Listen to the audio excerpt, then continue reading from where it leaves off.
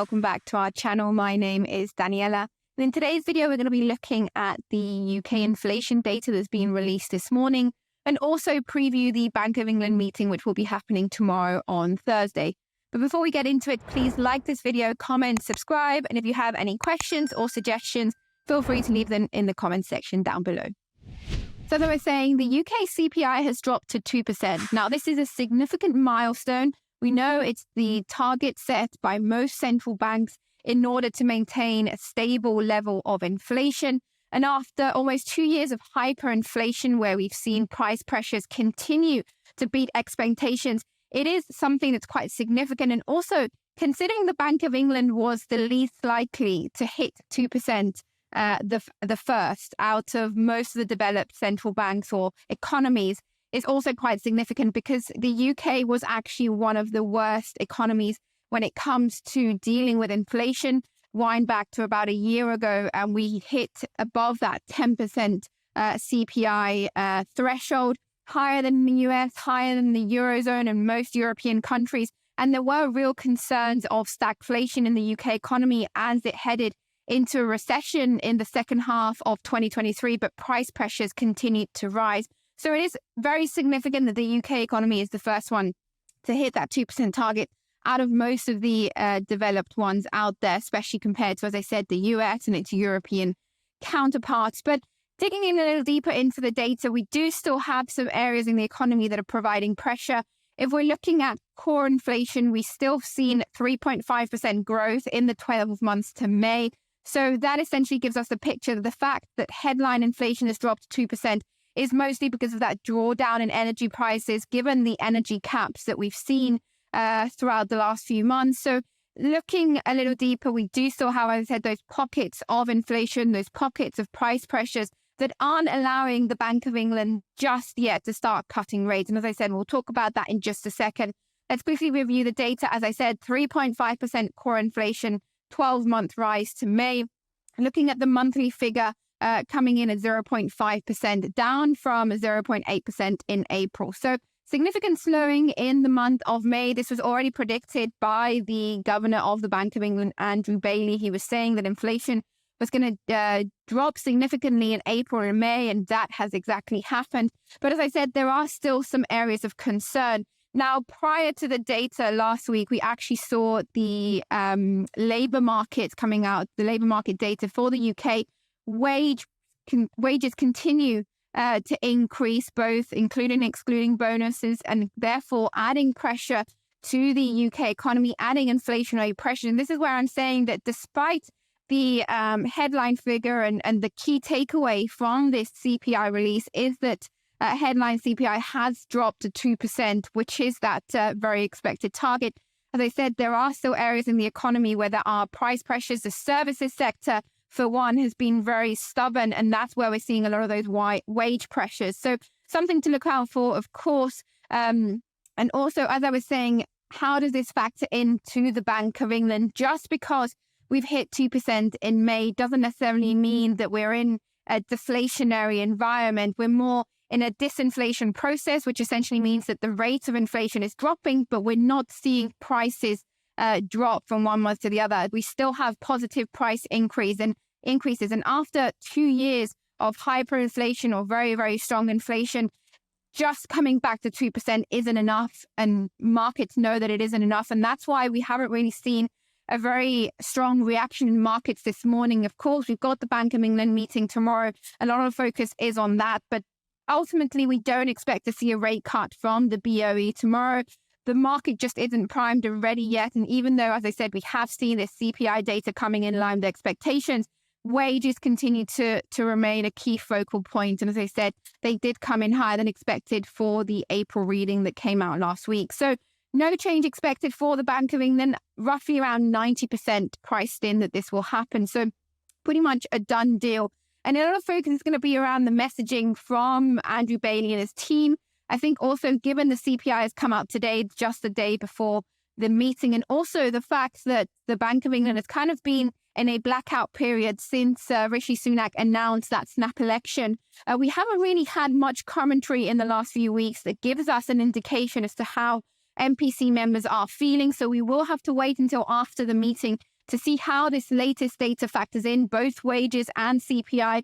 What is the Bank of England feeling? Are there any rate cuts anytime soon on the horizon? That's where a lot of the focus of this meeting is going to be. What is the forward guidance? And will Bailey and his team give any indication? It seems a little unlikely. They've been holding the cards close to their chest pretty much for the last year or so. They haven't been giving anything away at these meetings. But we did see in the May meeting, I believe it was, 2 members vote for an immediate rate cut.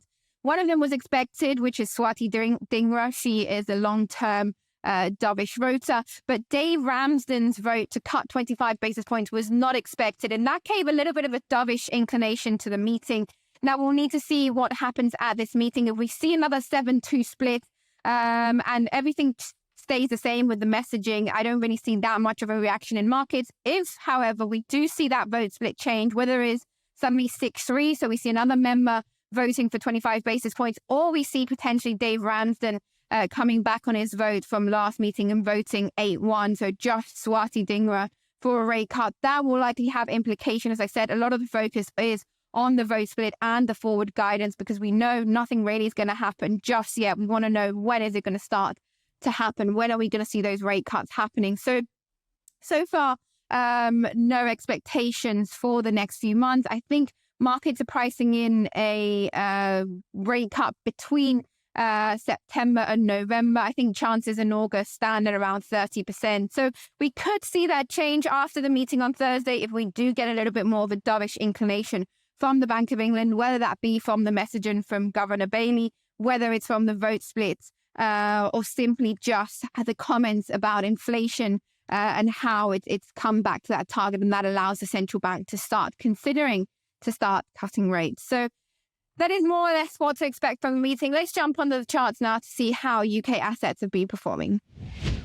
Okay, so starting with cable pound against the dollar, we can see the momentum so far this morning after data has been pretty positive. We've seen the bullish continuation of that reversal that started at the beginning of this week. Usually, if we think about how softer CPI, or I guess a drop in CPI, factors into the BOE's mandate, it would tend to be bearish for the pound based on those rate differentials, specifically as the Federal Reserve has been pretty stern in keeping their monetary policy unchanged, likely at least until the end of the year. But the fact that the data came in line with expectations, no surprise in the data, and also the fact that the UK economy has not been holding up as well as the US does allow markets to take in the data with positivity. And that's what we've seen in today's session. We've seen that move high, as I said, continuing that reversal in cable. We've seen a little bit of weakness in the dollar as well, and also in US yields, which has helped. But the immediate area of resistance looks to be this 20-day simple moving average, currently at 127.42. Clearing this area will likely allow buyers to head back above that ascending trend line that started back here on April 22nd. This has been a key area of support in the past. We breached below it on Friday last week. We've seen a little bit of turmoil in European assets, of course, stemming from the results from the European election, the political turmoil that we've seen in France, also having UK citizens heading to the polls in 2 weeks has also added a layer of risk, which has been priced into these premiums. So we've seen cable a little bit weaker in the last few days, but nonetheless recovering that momentum, attempting to break back above this key area, currently at around 127.70, 127.75. That is likely to be a key target for buyers if we do see this bullish momentum intensify after the Bank of England meeting on Thursday. If not, if we see a bearish reaction to that, then potentially look out for these key areas of support here. We've seen the daily lows coming in just around 126.58, 126.60. So this could be, once again, an area of support to watch out for. If we're looking at the FTSE, as I said, that soured sentiment that we've seen in equity markets, especially in Europe, has translated a little bit into weakness in the FTSE. We haven't seen a significant sell-off like we've seen elsewhere, but it has kept the mood a little bit to the downside, and we're seeing real struggle here to find any momentum to break higher. The 50-day simple moving average currently offering key area resistance just around that 8,200 level. We'll need to clear this before facing the 20-day simple moving average at 8,231, at which point we could see buyers taking a little bit more control. But the RSI remains below that midline, so of course showing a little bit of weakness here in the short-term momentum. And quite frankly, we're just struggling to see any real appetite to move higher. As I said, we've got a bit of soured sentiment in European equities, and that seems to be weighing on the FTSE as well. That is it for today's analysis on UK data and the Bank of England preview. Thank you so much for watching, and don't forget to subscribe to our channel.